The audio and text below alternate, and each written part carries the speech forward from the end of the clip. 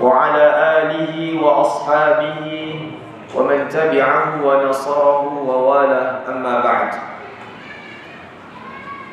Terima kasih kepada Kekanda Pengurusi Majlis yang saya muliakan, Tuan Imam, Tuan Bilal, Pengurusi Surau, pimpinan masyarakat, seluruh jawatankuasa, hadirin hadirat, mukminin mukminat, abang-abang, kakak, adik-adik, dan semua yang memeriahkan majlis yang penuh keberkatan, kebaikan. Dan tadi ada tahfiz Ustaz kita tadi, insya-Allah tabarakallah.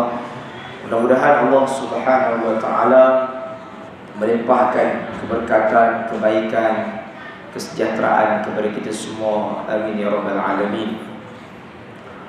Alhamdulillah, pertama sekali saya ucap terima kasih kepada penganjur surau bagi ruang dan peluang untuk saya bertandang ke surau tuan-tuan ni untuk kita berdiskusi, berbicara.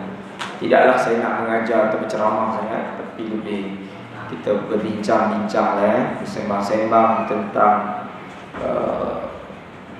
satu topik atau satu peristiwa yang kita semua menjadikan ia satu rutin tahunan lah kebiasaannya bagi seluruh dunia sebenarnya, yang mana ini adalah peristiwa penting dalam track ataupun kita kata takwim perjalanan tahunan kita untuk kita sentiasa menyubur dan menyemarakkan rindu cinta kita kepada kekasih kita baginda sallallahu alaihi wasallam.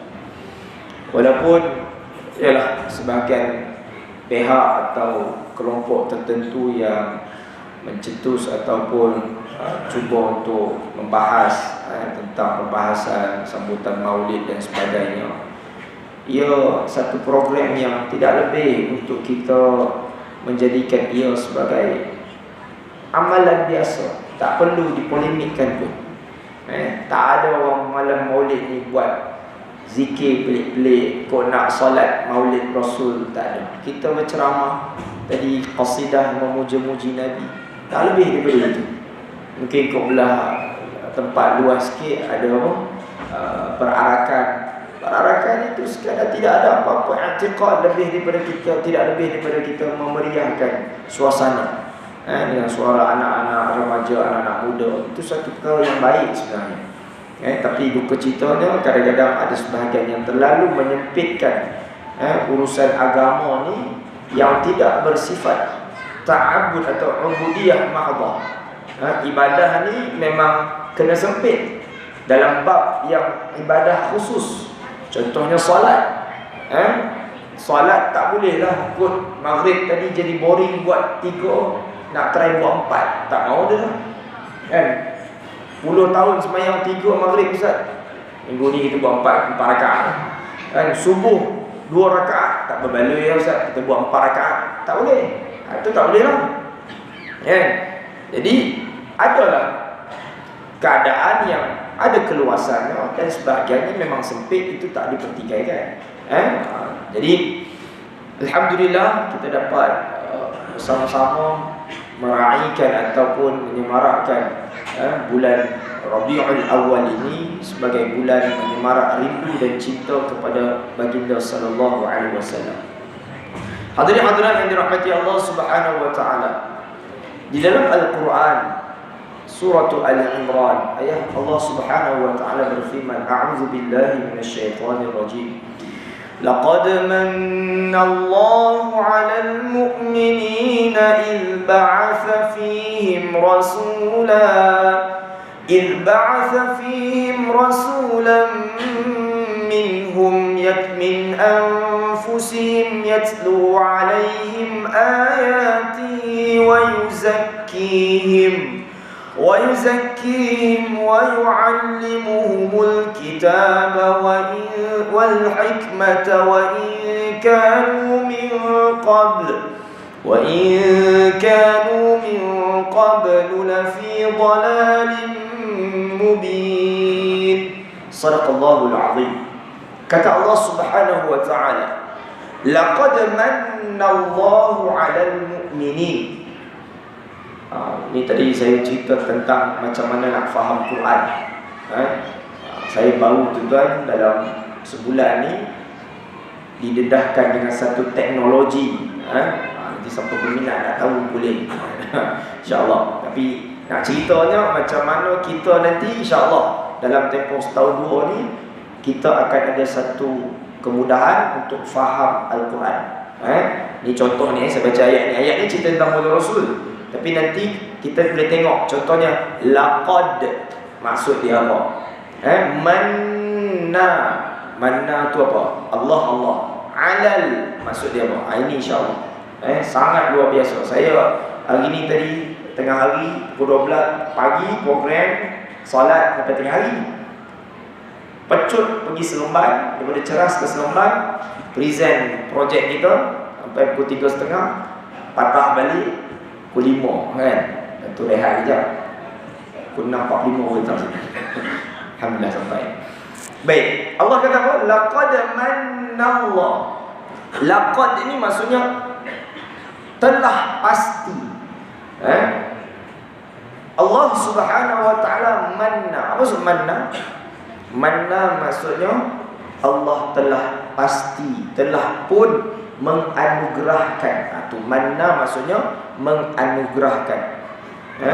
Baik tu di antara nama Allah, nama-nama Allah ada nama Al-Mannan. Nak dengar? Kita doa kadang-kadang ada imam sebut, ustaz sebut, Ya Hannan, Ya Mannan, kan? Mannan, kan? Bukan Eman Manan, itu pelakon, kan? Mannan. Jadi kalau orang manusia kita lah, kita nak letak nama Mannan, kena letak nama Abdul Mannan, kena buah Abdul. Adabnya kalau nama-nama Allah ni jangan lupa letak Abdul. Ada orang letak nama Muhammad Qayyum, tak lupa kena. Dia Abdul Qayyum. Qayyum kalau disandarkan kepada Allah yang maha hidup. Allahu la ilaha illa huwal hayyul qayyum. Jadi Muhammad Qayyum tak berapa cantik. Tapi dah letak, dah daftar kan. Dia letak daftaran kan, dia nak pula angkat sumpah pula kan. Sebab tu bagus nak tak nama ni, carilah ustaz, tanya dulu. Tak apa nama yang kita suka tu, carilah, tapi refer tu. Takut perletakan dia tu tak apa kena. Nak kena perelok kan. Saja selingan. Baik, Allah kata apa? Laqad manna Allah, dan Allah telah pasti menganugerahkan alal mu'minin, kepada orang mukmin. Apa dia? Apa anugerah dia? Il ba'atha fihim rasula, yang mana ketika saat itu, yakni 1400 tahun dahulu, Allah telah ba'atha, mengutuskan, membangkitkan, fihim, kepada mereka, yakni kepada orang mukmin itu, rasula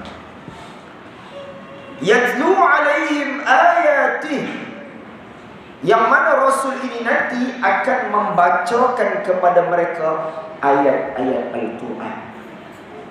Kemudian wa yuzakkihim, dan baginda atau Rasul itu akan menyucikan mereka. Wa yu'allimuhumul kitab, dan akan mengajarkan kepada mereka Al-Kitab, wal hikmah, dan hikmah yakni ilmu-ilmu.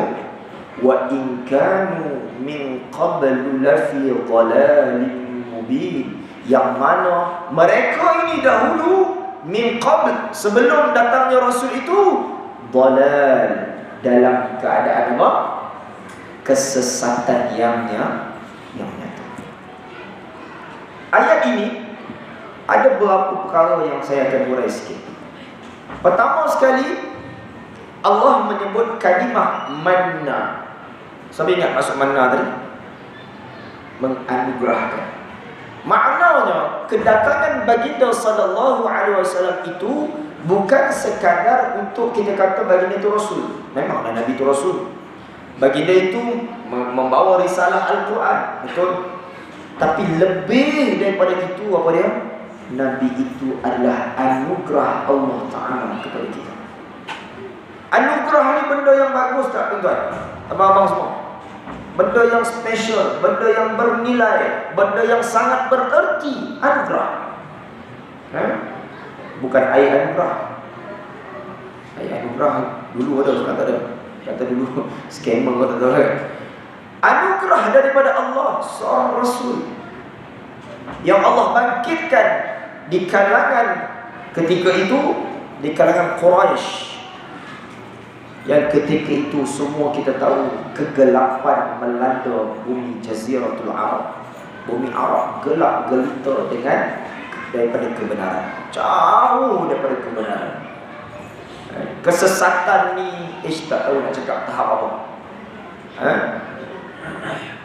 Ka'ab bin Luhai, kalau tak salah saya nama seorang apa nama dia, nak kata tokoh tak tokoh lah. Dia ni sikit cerita lah.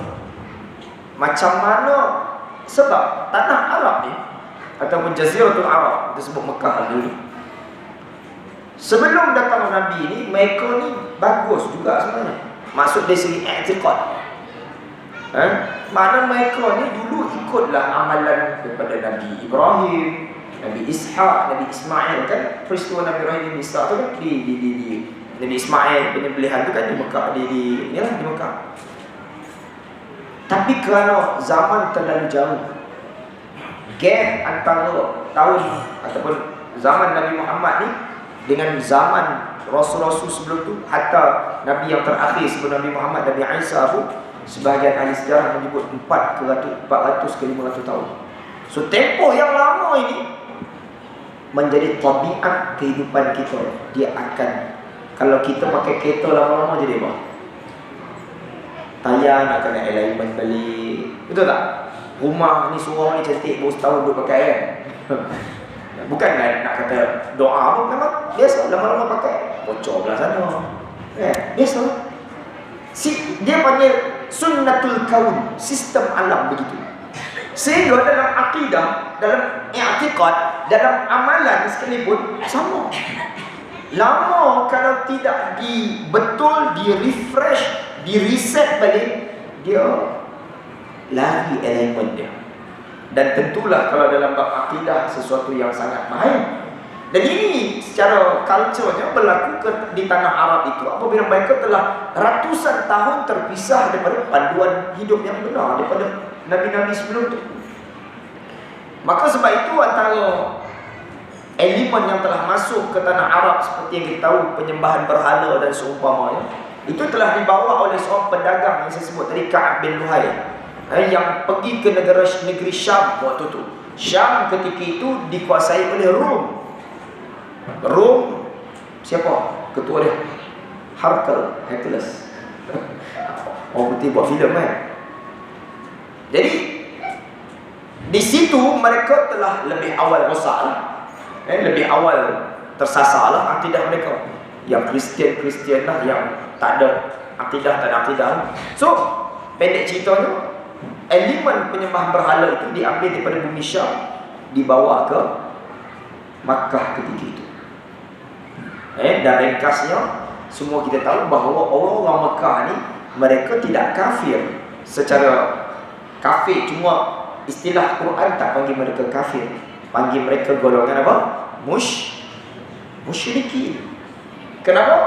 Kerana mereka still menyembah Allah. Kalau ditanya, Allah Ta'ala sebut dalam Quran apa?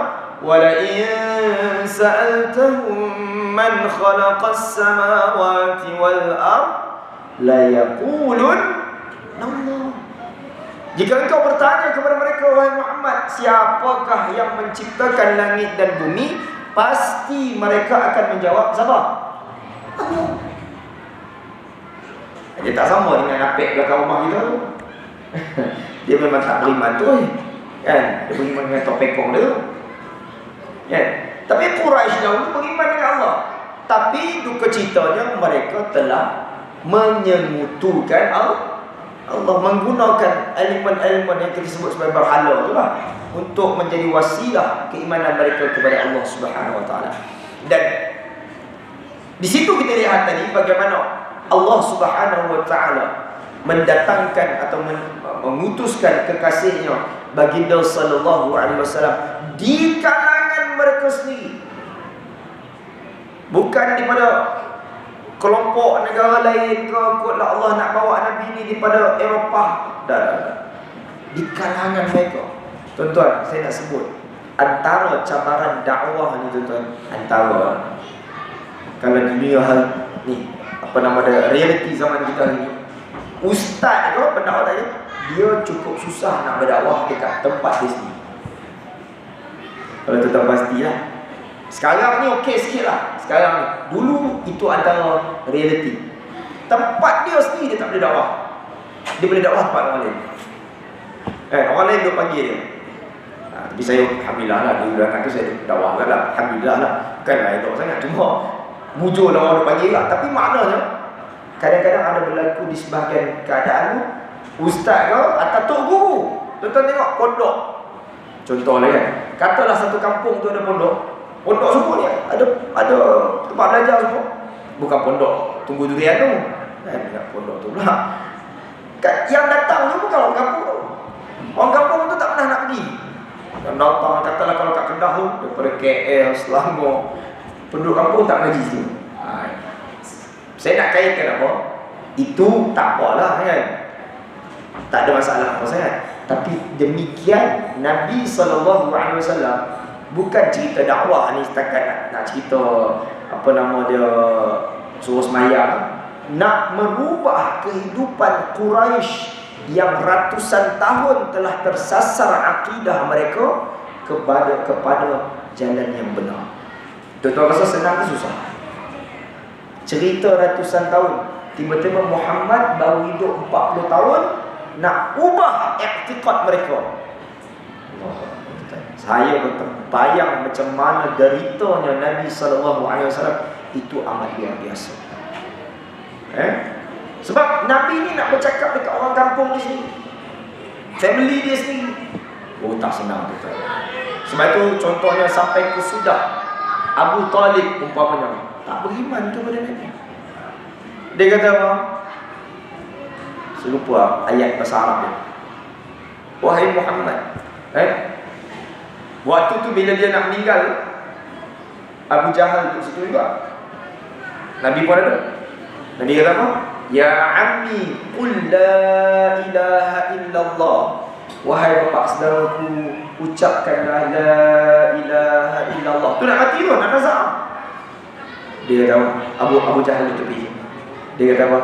Hatta la yaqulan nas anna Aba Talib qad taraka dina aba, atau qad taraka dina abaihi. Wahai Abu Talib, kau ucaplah macam tu. Try lah macam tu. Nanti kau mati, semua orang Mekah ni akan cakap, tengok Abu Talib dah tukar agama datuk nenek moyang dia sebelum dia mati. Punyalah macam tu, tuan. Sampai sudah tak mengucaplah Abu Talib. Yang sayang Nabi, yang bela Nabi, yang jaga Nabi, yang lawan Nabi tak usah kira lah. Abu Jahal, Abu Lahab, segala Abu ni, kan? Jadi demikian apabila Allah Ta'ala membangkitkan baginda sallallahu alaihi wasallam ini, adalah satu nikmat yang amat ternilai. Kalau kita nak bahasakan mungkin jauh bernilai daripada apa yang ada di dunia dengan segala isinya. Kerana nilaian perjuangan Nabi itu, hari ini kita sebagai mukmin di saat ini. Sebab itu penting cerita tentang perjuangan Nabi.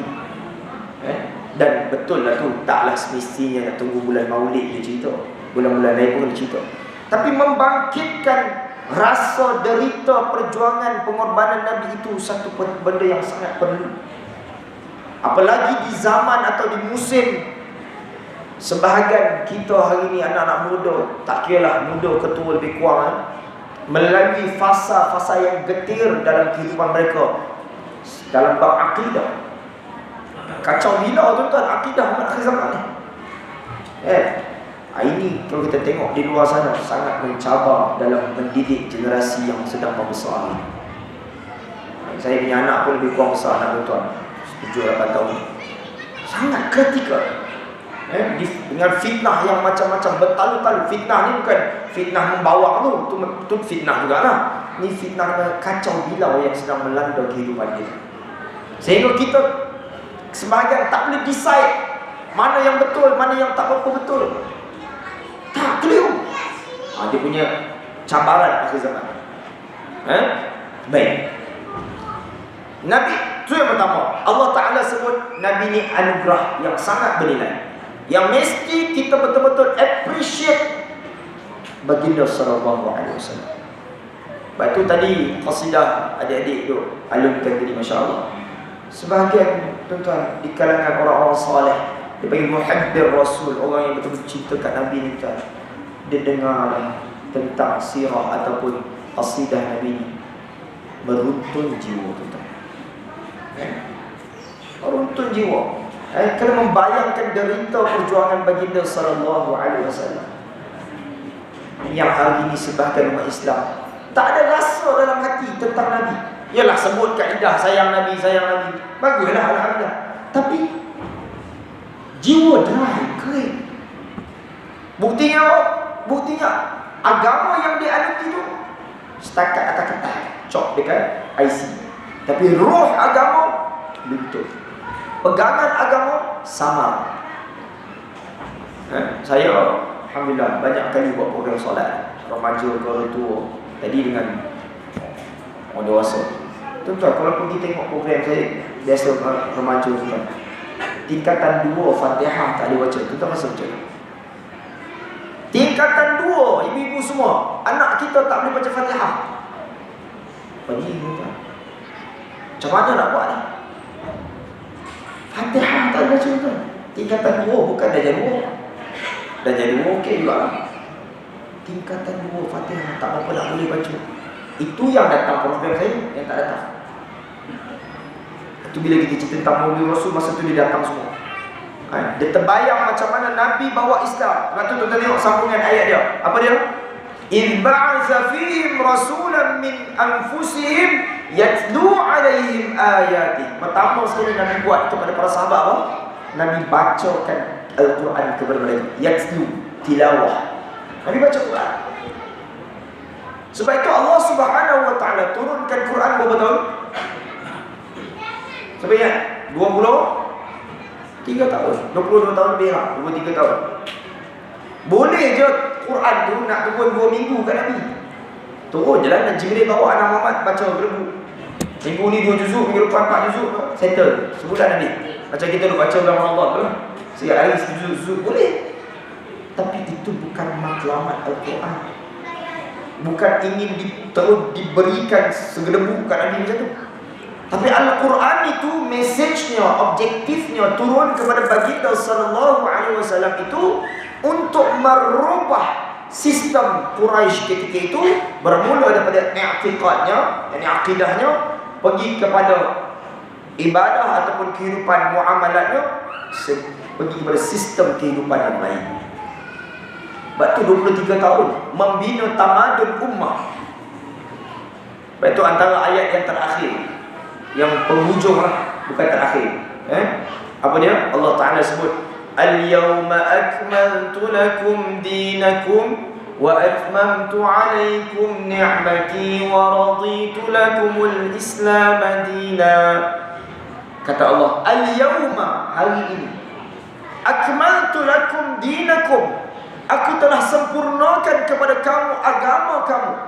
Wa atmamtu alaikum ni'mati, dan aku juga telah sempurnakan kepada kamu nikmat-nikmatku.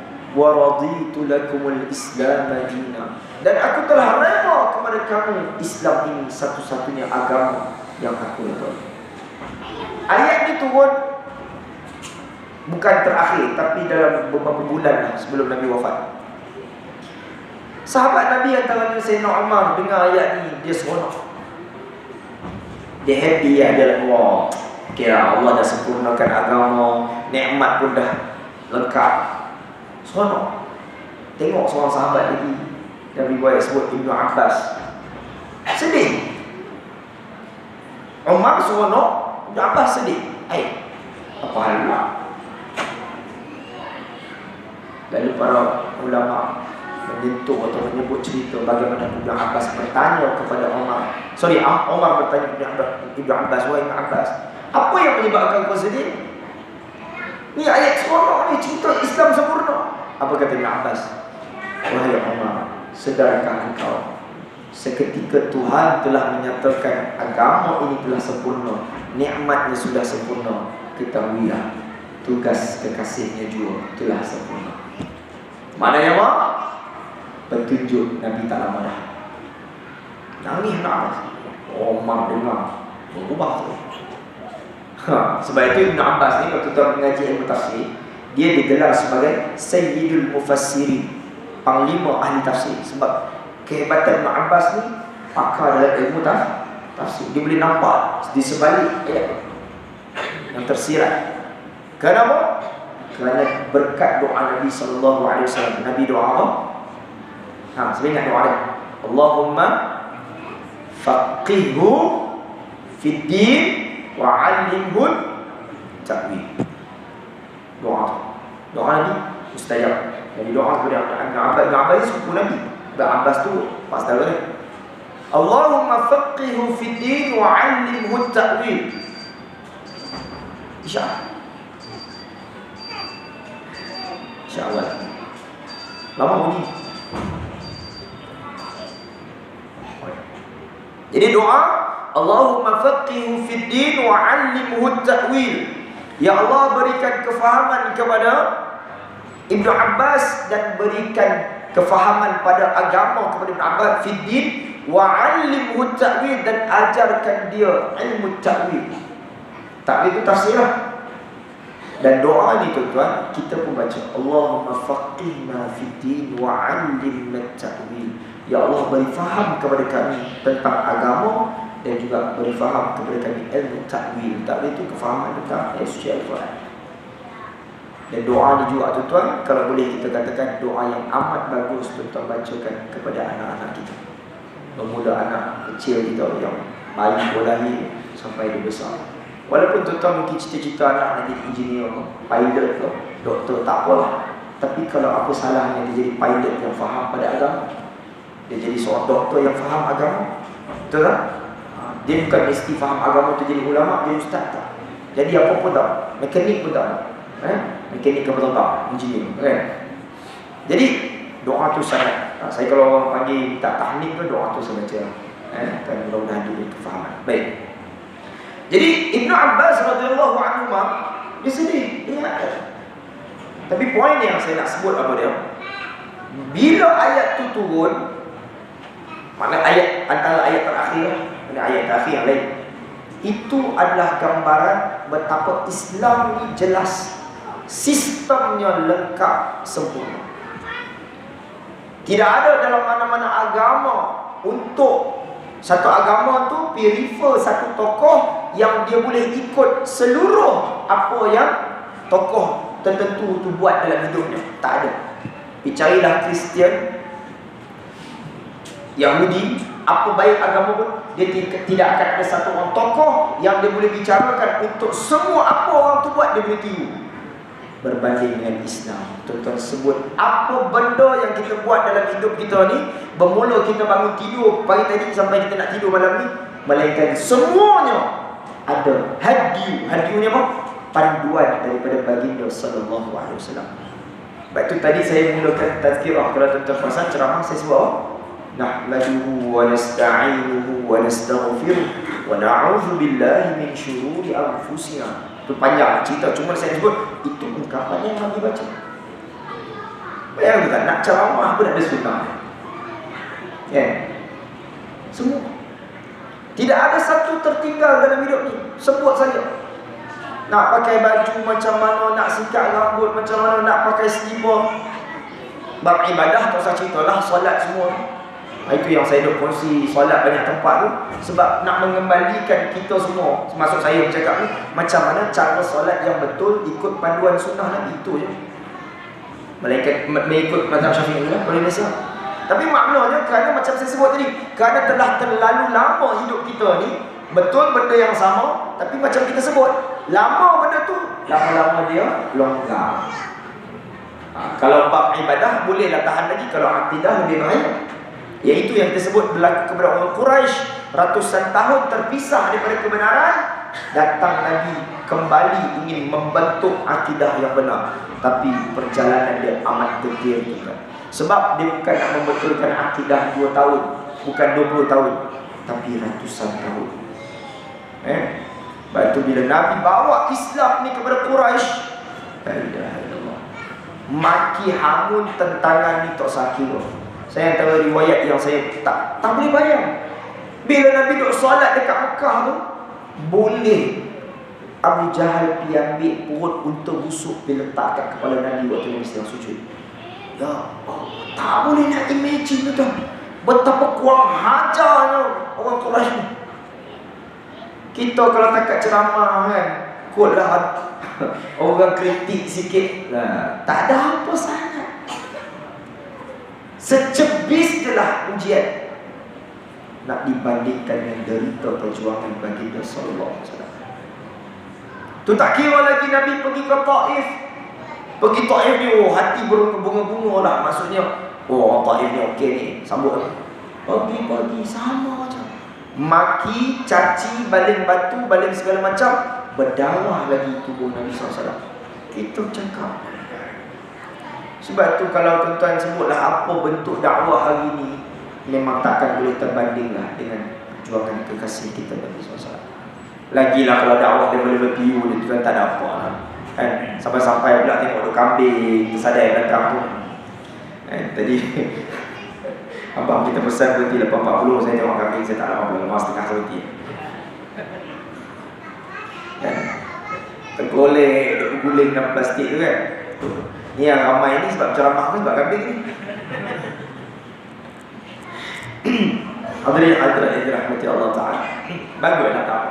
Cuma begitu bila kita membayangkan derita perjuangan Nabi SAW. Baik, kemudian Allah kata apa? Tadi membacakan Al-Quran kepada mereka. Kemudian wa yuzakkihim, membersihkan mereka. Bersih di sini bukan cuci rumah ke cuci baju dah.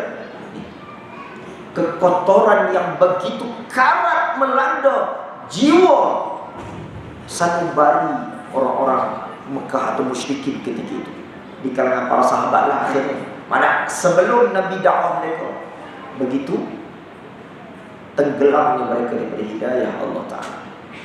Dan saya tak nak relate 100%. Untuk itu kita kena bawa lah zaman kita ayat-ayat. Contohnya tentang pembersihan rohani ini tuan-tuan. Saya tak mau cakap oleh, nak cakap kat di sini. Betapa kotornya rohani kita, jiwa kita ini. Ini antara mesej besar untuk kita ni jadi seorang manusia, insan, umat Muhammad yang sentiasa membersihkan jiwa kita. Membersihkan jiwa ni kak, dia tak mahu dengan kelorok, tak mahu dengan easy clean, tak mahu dengan pencuci. Dia mesti berdamping dengan kalam Allah, berdamping dengan zikrullah, berdamping dengan ibadah-ibadah. Sebab itu antara doa yang Nabi ajar, kita tahu lah, kita boleh ingat kita nak doa. Ini doa yang warid, yang sahih. Nabi sebut apa? Allahumma ati nafsi taqwaha wa zakkiha anta khairu man zakkaha anta waliyuha wa maulaha. Kita boleh google doa. Tulislah doa menyucikan hati, doa Nabi menyucikan hati. Saya selalu keluar hadis sahih. Nabi kata, Allahumma ati nafsi taqwaha, ya Allah, datangkan ati apa? Bukan nama perempuan ati. Ati, datangkan, kurniakan dalam jiwaku. Yang itulah Rabbana atina fid dunya, itu atina tu kan. Jadi ati, ya Allah, datangkan dalam jiwaku nafsi taqwaha. Apa? Perasaan takwa. Wa zakkiha anta khairu man zakkaha, dan ya Allah, sucikanlah, bersihkanlah hati nuraniku ini. Kerana apa? Anta khairu man zakkaha, kerana engkaulah ya Allah Tuhan yang selayak-layaknya yang menyucikan. Abang-abang, kakak semua, hati kita ni tak ada siapa boleh cuci. Tak boleh. Pianta doktor pakar hati pun tak cuci kita. Hati ni tuan badan tu boleh cuci. Tapi bukan pergi operate. Tak. Maknanya kena bersama-sama dengan Allah Ta'ala, dekat dengan Allah Ta'ala. Wa zakkiha anta khairu man zakkaha anta waliyuha wa maulaha, engkaulah ya Allah pemilik jantung hati ini yang berkuasa ke atasnya.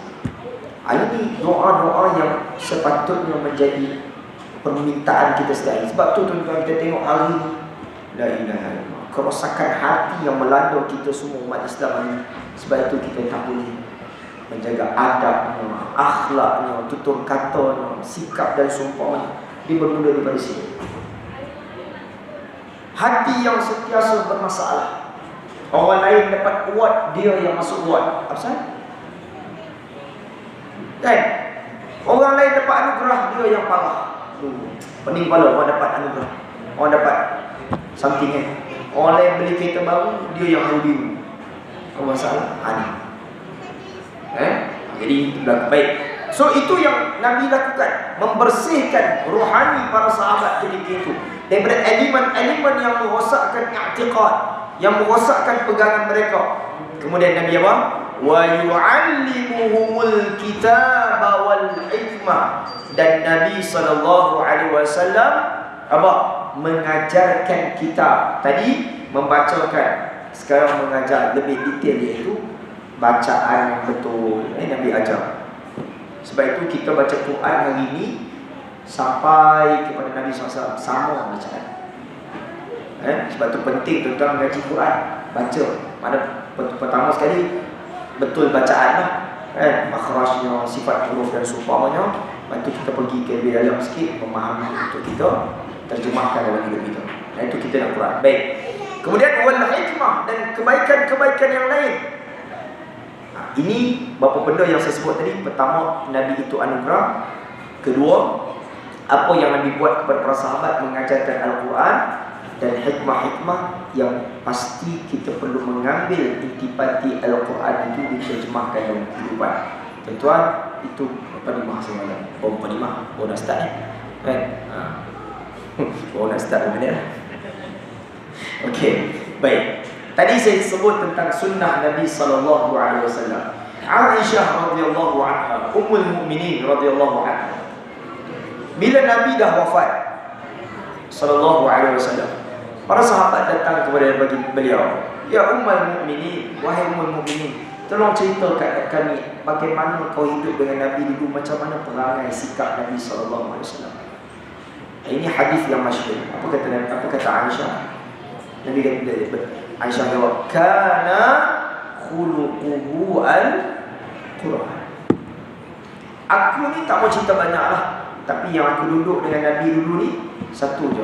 Nabi tu peribadinya, sikapnya, akhlaknya adalah Al-Quran. Hadirin yang dirahmati Allah, Nabi SAW, tadi saya sebut tentang sunnah. Bermula daripada kita bangun tidur sampai kita nak tidur balik, kita sebenarnya tidak terputus dengan sunnah Nabi SAW. Sebab itu kita dalam hidup ada dua. Yang pertama, kita ada ibadah. Satu lagi, kita ada muamalah. Dan kesemua ini berada dalam kerangka syarak. Sebab itu dari sudut perbahasan fiqhnya, di atas panduan Nabi SAW, satu benda pun tak boleh terpisah daripada panduan syarak. Daripada sekecil-kecil perkara sampailah sebesar-besar urusan, semua ada panduan syarak. Kita sebut apa saja. Bab makan, bab minum, kalau hari ini mungkin lebih besar lagi dalam bab kewangan, perubatan, teknologi, semua perbahasan syarak. Saya bahkan kawan ramai yang dalam macam-macam bidang kan. Ini sekarang teknologi blockchain, syarak bincang, fiqh bincang tak, Islam bincang tak kan, NFT macam-macam kan ini kan. Apa pandangan syarak? Sebab tu semua kita itu besar tu kan. Kalau dalam perubatan apa? Kalau dalam perubatan moden hari ni, derma organ, itu semua berada dalam kerangka syarak. Tak satu pun tak terlepas. Sebut datang apa? Sebab tu kita Muslim sepatutnya jadi umat yang paling maju. Sepatutnya lah.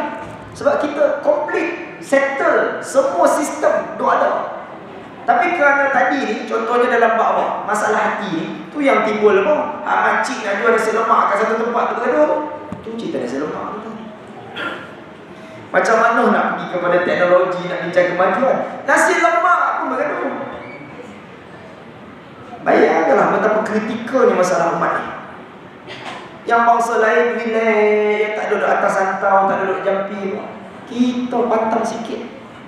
Masa muka lah. Sebab itulah kita katakan rawatan yang Nabi bawa kepada para sahabat tu hilang daripada kita. Bukan hilang tu maksudnya lenyap. Kita tak pergi cari balik, tak rungkai balik, tak gali balik. Al-Quran. Sebab itu satu pun tidak ada yang terlepas daripada sistem kehidupan ini, daripada panduan yang Nabi SAW aturkan, tetapkan.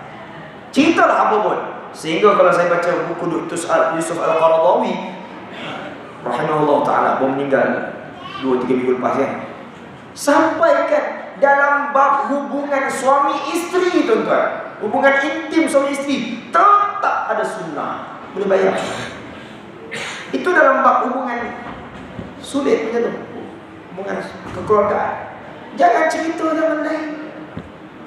Tapi di mana perkara itu lenyap pada sebahagian hidup orang Islam. Betul Allah sebut apa? Dalam Quran, manusia ni, umat Islam ni kan asalnya paling mulia. Walaqad karramna bani Adam. Kami muliakan anak Adam. Manusia ni makhluk yang paling mulia, lebih mulia daripada malaikat. Walaupun dari sisi ciptaan tu malaikat mulia sebab dia bercahaya, kita bercahaya. Tapi kedudukan di sisi Allah, manusia mulia. Sebab malaikat dia memang tidak ada pilihan, dia kerja berzikir, bertasbih setiap waktu. Manusia tidak. Cabarannya lebih besar, tapi dia mencari Tuhan, tentu dia kedudukan lebih tinggi. Tapi demikian Tuhan mengingatkan apa dia? Jika manusia itu tidak mengikut sistem yang aku tetapkan, dia lebih hina daripada binatang. Alahum qulubun la yafqahuna biha wa lahum adhanun la yasma'una biha wa lahum a'yunun la yubsiruna biha ulaika kal an'am bal hum adall. Mereka itu ada apa?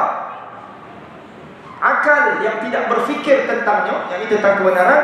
Ada telinga tidak mendengar kebenaran, ada mata yang tidak melihat kebenaran. Kata Allah, sesungguhnya ulaika kal an'am, mereka itu seperti binatang-binatang ternakan, bahkan lebih sesat lagi.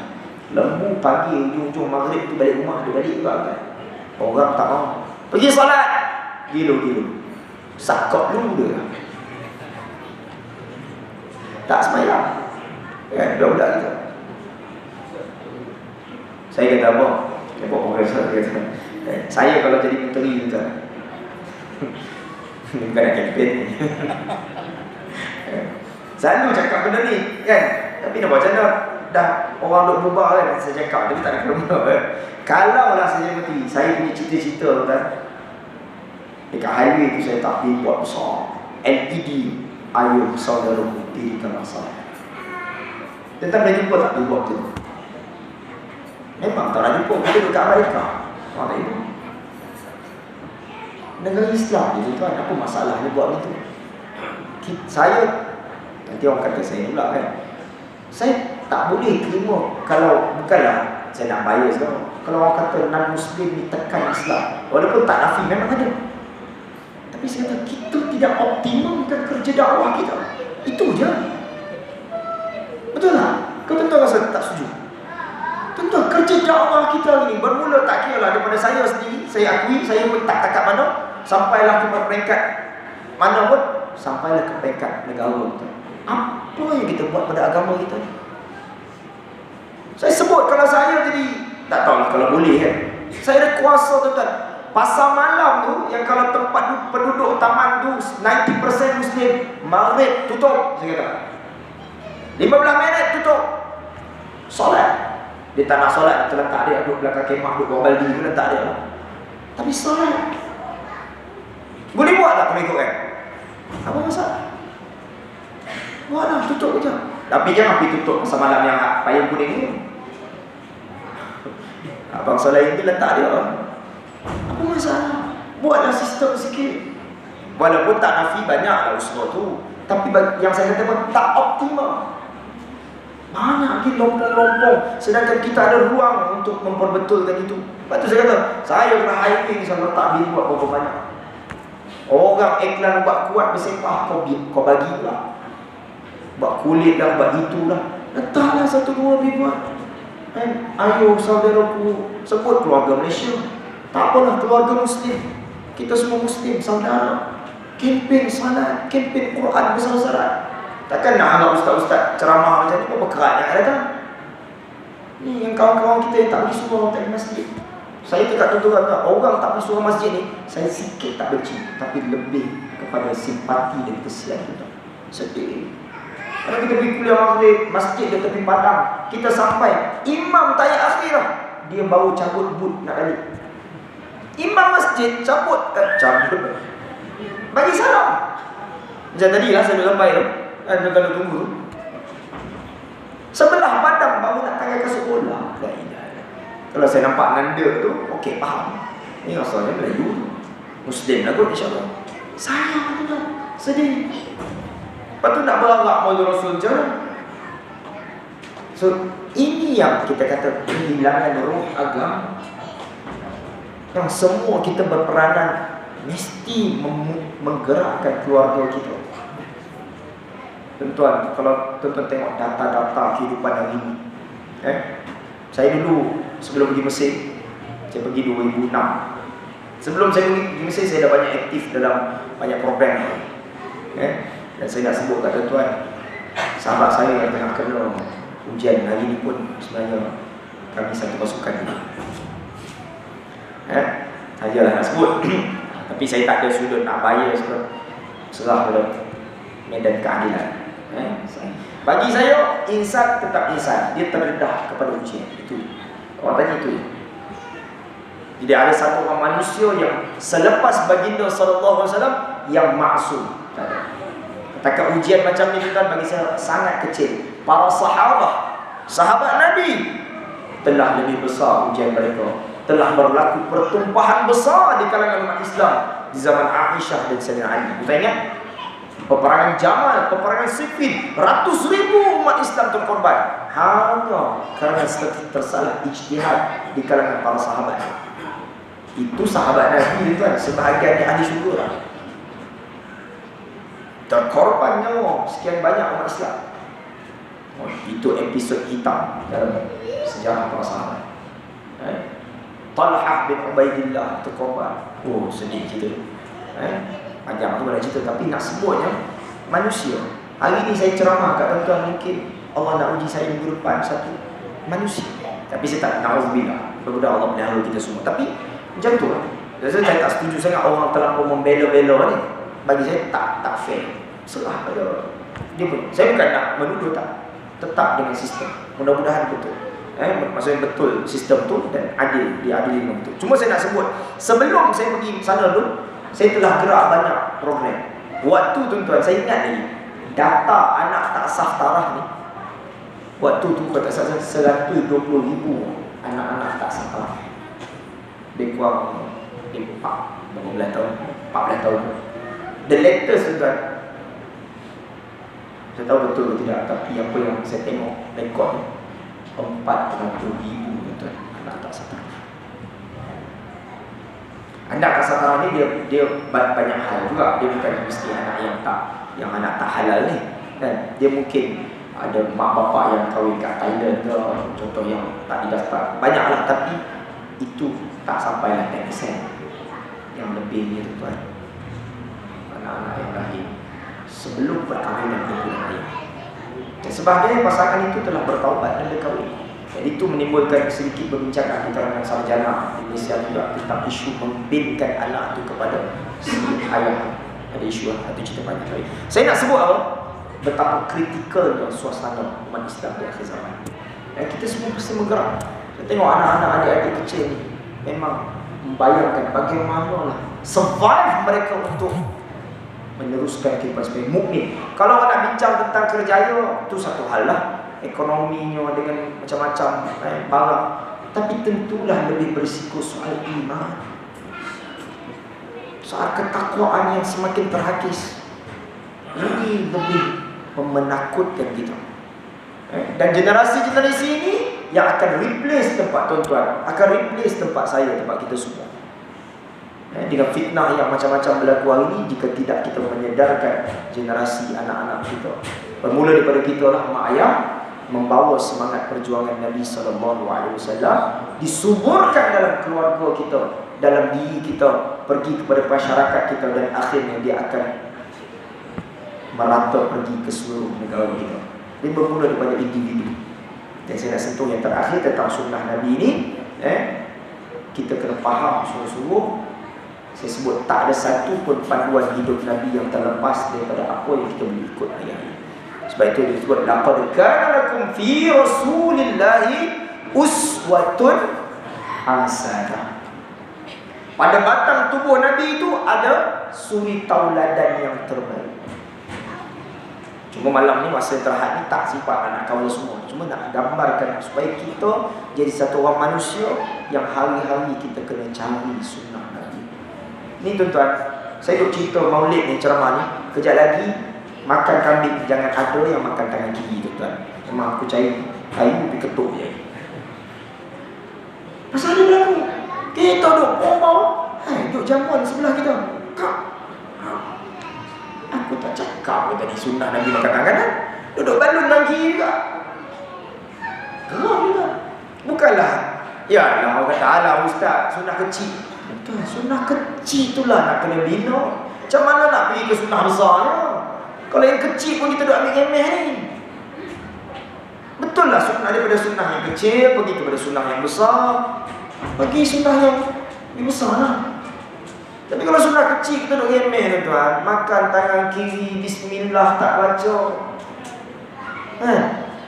Ibu kakak suap anak tangan kiri, contohlah, bukanlah ni. Saya tahu kita semua okey dah. Cuma makna just remind. Untuk diri saya dan dia. So kena particular tuan.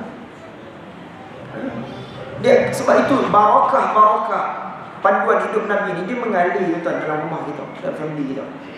Sebab tu kadang kita pelik tengok orang tu rumah dia kecil tapi dia begitu selesa, begitu bahagia. Kena barakah.